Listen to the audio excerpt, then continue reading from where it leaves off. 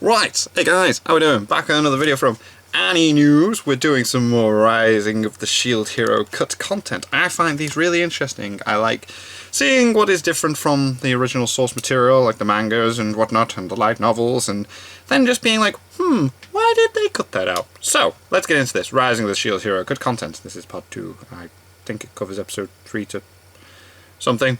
In the last cut content, which got taken down, oh no! We covered episode 1 and 2, which had glossed over a lot of the and episode 1 was a long episode related to how this world of legendary weapons functions. This time, as we go through episodes 3 to 5, a lot of the content is related to Naofumi's inner conflicts, as well as his developing relationship with Raptalia. So cute. Of course, there's plenty more shields and backstory to go through. My heart. So, let's see what exactly the light novel and manga skipped in today's episode of Shield Hero cut content. Cool. Episode 3. Wave of Catastrophe, covering chapters 9 to 6 of the manga and 17 to 21 of the light novel. Oh. From where episode 2 ended to where episode 3 began, I'm sure you noticed that there seemed to be a time skip. There's a bit of a jump, isn't there? Yeah. Raptalia grew up a bit. In actuality, though, it's really only been a week. You see, they skipped a lot of the grinding and just went straight to when Naofumi and Raptalia are a bit higher levels. Right. Specifically, in the anime, they're said to be 16 and 18 respectively. But in the novels, they're level 20 and 25. Oh, okay. Regardless of their level, why did... it's by this point that Naofumi has unlocked quite a few more shields. Yeah, yes. Before I get into those, it's probably best that you have a quick refresher on some of these shields' properties. Every shield has an equip bonus, or shield ability, as well as the occasional equip effect. Equip bonuses and shield abilities are the bonus stats or skills that are gained when having a specific shield equipped. When mastered, these can turn into passive traits or abilities, and can be used without having the shield that powers it equipped. Then equip effects are shield-specific effects that will only ever appear when that specific shield is selected. Yeah, makes sense. Take the two-headed Black Dog shield, for example. Its equip bonus or shield ability is known as Alert Shield, which sounds an alarm whenever a monster is within a 20-meter radius of his location. That's cool. The shield-specific equip effect, on the other hand, is called Dog Bite. When Naofumi is attacked with the shield equipped, the two dog heads that appear on his shield will come to life and bite at whatever attacked him for 30 seconds. So, in this case, the alert shield is something that can be used as a passive at any time. Well, after he masters that shield.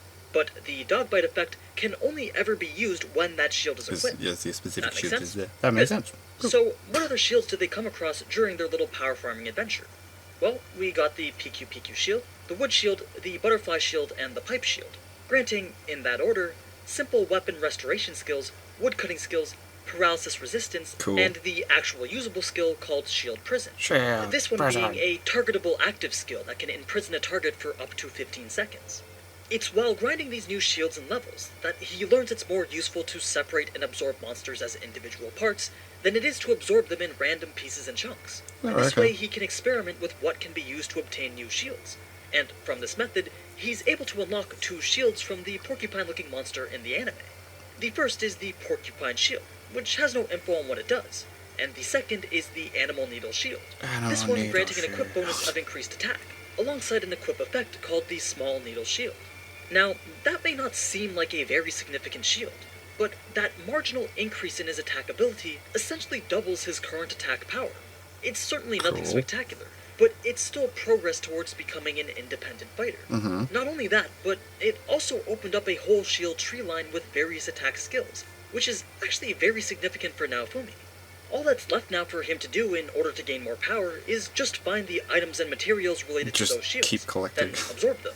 Eventually, after unlocking enough of those shields, he could potentially gain enough attack-oriented abilities and attack bonuses to start fending for himself. Now we can go to when they're visiting the shop owner. Of course, you now know that Naofumi getting confused over the shop owner's comments on Raptalia being older is due to the fact that he's been seeing her as this same kid the entire time. Yeah, I'll explain that a bit more once we get to the next episode. But right now, while they're discussing what armor to buy, the shop owner actually offers him a similar chainmail to the one that he bought before getting betrayed.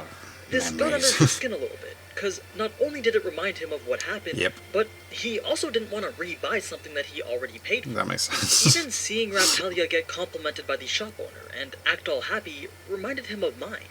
And it's these little things that constantly made him upset and angry. I can understand that. Anything that reminded him of her or the events surrounding her immediately ruined his mood.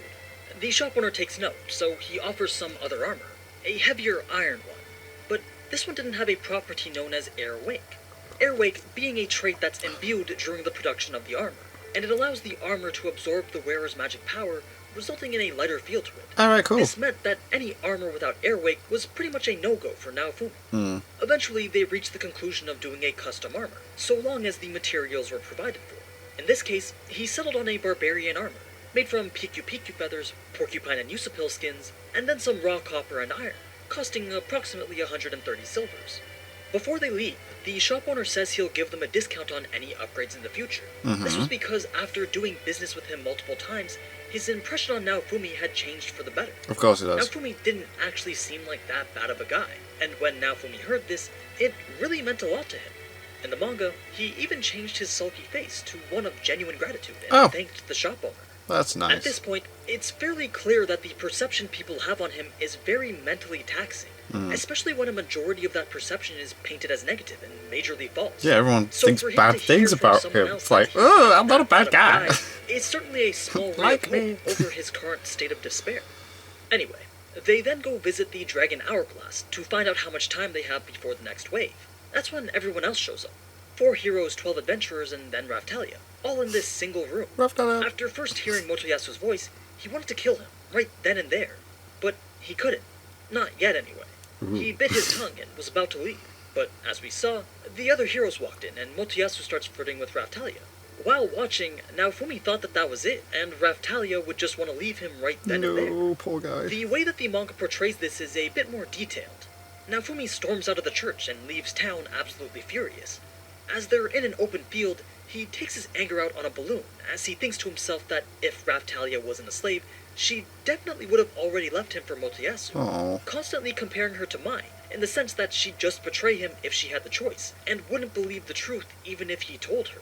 Of course, this wasn't the case, but it's yet another example showcasing Naofumi's internal state of mind. Let's now go to when it's the day of the wave. The little emotional speech that Raftalia gives has a little more substance in the light novel. Right. She goes a bit more into her past as a slave, talking about her previous owners who would buy her then return her a few days later. Oh. You see, she was first bought by a rich family and meant to be a servant to their household. They taught her basic things regarding the job, but during the nights, she would cause too much commotion screaming from her nightmares. So she just ended up being returned. The second one was more or less the same.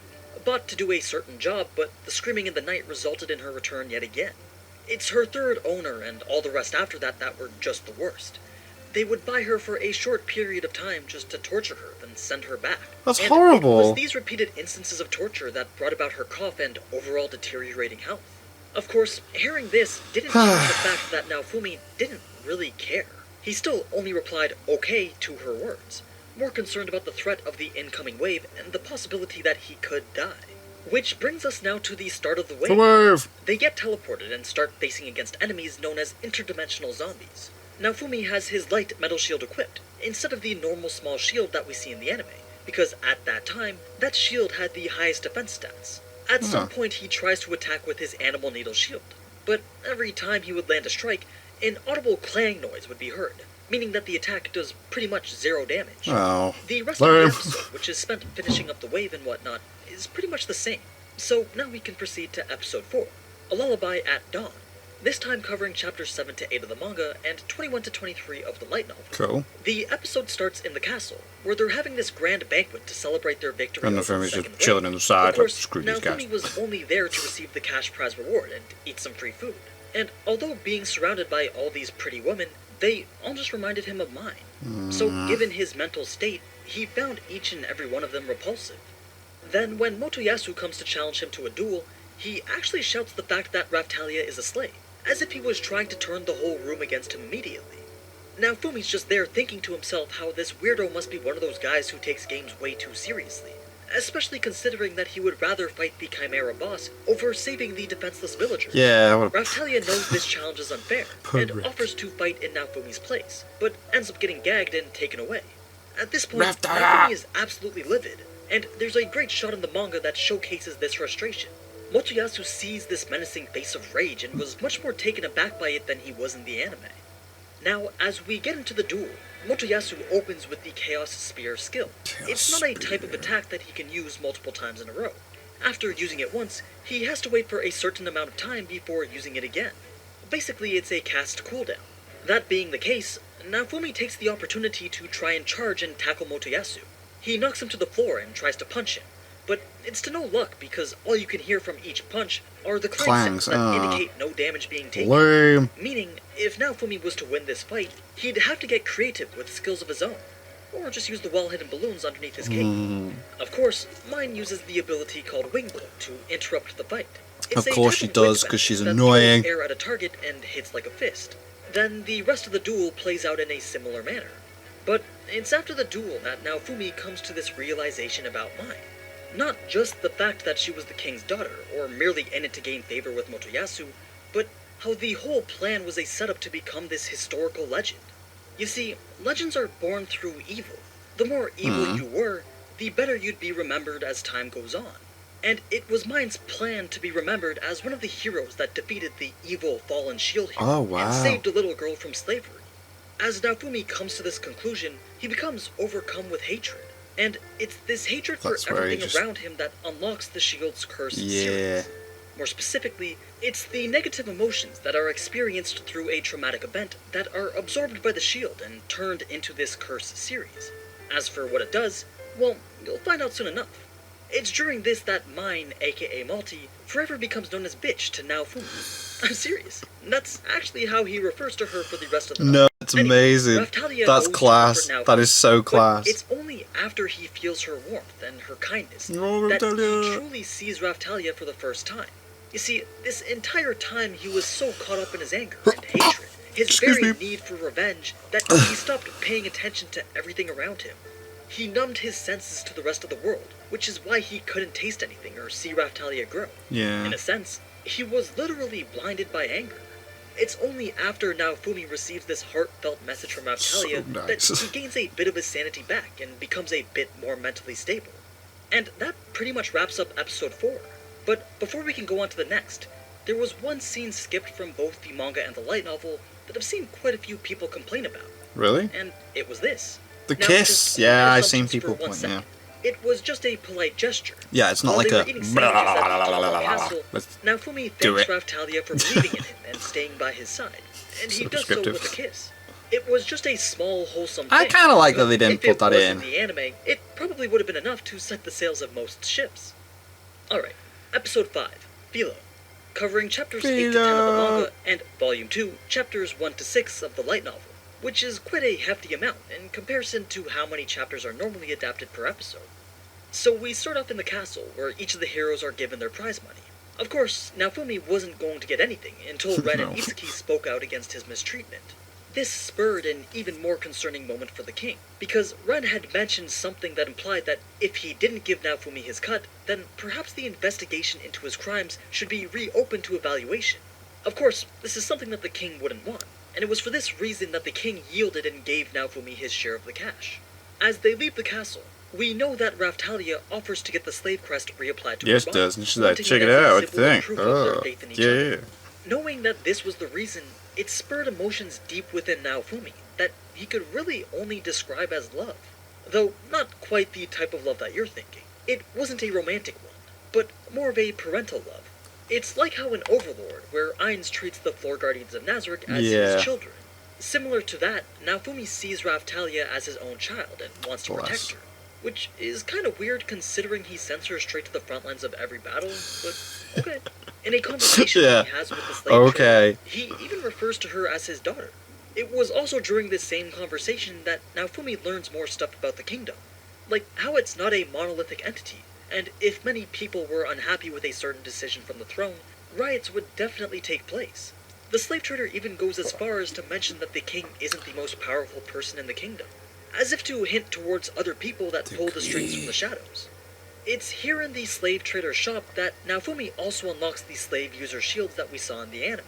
Slave user shield 1 gave the bonus effect of slave maturation adjustments. My god, I misread that for a second there. For slave status adjustments. Maturation basically means that you control how your slave grows, and the status adjustments refers to your slave's conditioning. So, essentially, this type of shield gave a bit of control over your slave's growth and conditioning.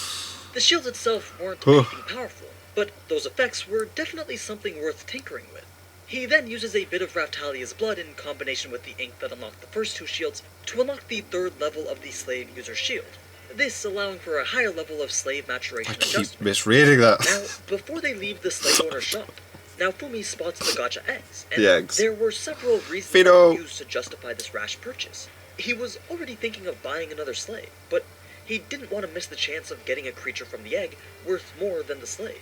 He was also not very fond of having to purchase a whole set of new equipment for a second slave, whereas with the monster, it could fight without any equipment whatsoever. Though a much more subtle reason more tailored to Naofumi's personal tastes was his love for pets and the online games that he played. Aw, So that's each of those cool. reasons combined was enough to make him gamble some money on a That's funny, I potential like that. investment. It's after this that they go visit the apothecary and the witch. The witch identifies Naofumi's affinity for support and recovery magic, whereas with Raphtalia, she was noted to be more suited for light and dark magic. The reason being that, as a raccoon-type demi-human, she has the ability to control phantoms, both ones with shadow-like or refractive properties. They then go and adventure around Lute Village, doing various things, collecting resources, unlocking shields, leveling up, and while doing so, he found that he could use his built-in UI to check the time till the next wave. Turns out that each don't spawn after a fixed period of time. The time interval between them differs, and this next wave was a Yeah, long 45 days away. But yeah, Naofumi was unlocking more shields, and he did so not only through random resources scattered throughout the village, but by also taking parts from the defeated monster corpses that were scattered across the battlefield. At the end of the day, he unlocked the Mortar Shield, the Beaker Shield, and the Druggist Mortar Shield from various Druggist Mortar Shield. Then he got the Interdimensional Locust, Bee, and Zombie Shield. The Locust granted a defense buff, Cool. the Bee Shield an agility one, and the Zombie Shield gave rot resistance to items in his inventory. Well, that's alright, ain't it? Cool. From the Bee Make it last corpses, longer. he was also able to unlock the Bee Needle Shield, which was one of those shields that boosted his attacks ever so slightly, and it had the equip effect of providing him with a bee poison I like that the way he says caused equip. paralysis. Equip. These were all fine shields, but it was the corpse of the Wave Boss, a Chimera, that unlocked some really interesting shields. Ooh, From this single monster, he got the Chimera meat, bone, leather, and viper shield. cool. The meat shield improves the quality of his cooking. The bone shield grants My medium meat shadow shield. resistance, My most bone likely shield. referring to shadow magic. The leather shield grants a major defense buff of Wow, plus 10, +10. and the viper shield was something a bit more complex than the other three. Not only did it increase his compounding skills and give him resistance to poison, but it also came with a skill called Chained Shield, that could only be used after becoming a higher level. Naofumi believes that once the next wave is over, he'll be able to bring out this shield's true potential. Cool. It also had the equip effect known as Snake Fang, which, considering that it comes from the viper head tail of the Chimera, it's an ability that likely has poison attributes. As you can tell, the post-wave battlefield is pretty much a goldmine for unlocking new shields and gathering useful resources. And if the wave Hell spawns yeah. different types of enemies every time, then Different that's just shields. a whole bunch of new shields for Yeah, Naofumi to unlock. That's cool. So this brings us halfway through the episode, and the next half covers Philo's story, which is 4 light novel chapters compressed into 10 minutes. So I think here's a pretty good place to stop. Right, I'll okay. be back again in a couple of weeks to post the next video, so long as this one doesn't get taken down, like my first one, Oh, which that's a shame. is something I'm currently trying to resolve. I think it's back up. Now, before I go, thanks again to Kurtzspell for sponsoring this video. It really was pretty fun testing it out. And you can looks use the alright, link that, in to the be fair. description to sign up and join in for the next open and closed betas.